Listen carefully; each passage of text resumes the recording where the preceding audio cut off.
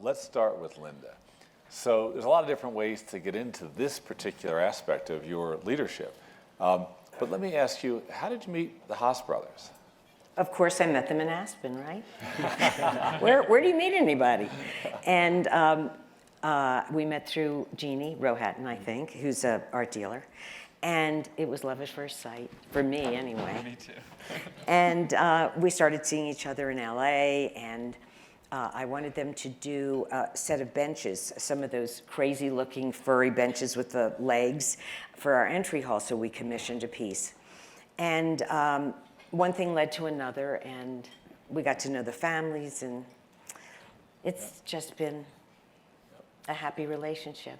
Now, I know how committed you are to the communities in Lost Hills and throughout the Central Valley. I've been there with Lynda to see her schools and be in the community. And in fact, I had the privilege of meeting some of the Haas sisters one day when I was there. But there's a spark of genius needed to pair up these extraordinary artists and to realize there's this extraordinary talent and to make that match. Maybe 1 in 10 million could have even thought of it, but you did.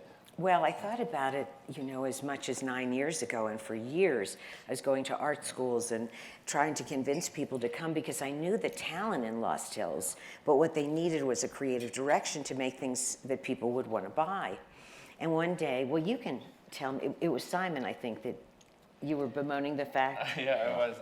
I had been working on a system for beadwork that's based in logic that's kind of difficult and requires a lot of time. And it's not something that most bead artists really care to do. And I was talking to Lynda all about it and saying I was having such a hard time getting it executed. And I think that's when the spark happened. And she started telling me about Lost Hills. That was years ago.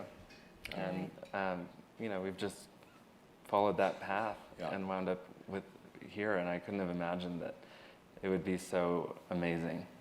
It's like that book, Malcolm Gladwell has the book Blink about how in the spark of a moment, sometimes there's extraordinary inspiration. It in fact reflects years of ruminating on the possibilities, and you saw that at that moment.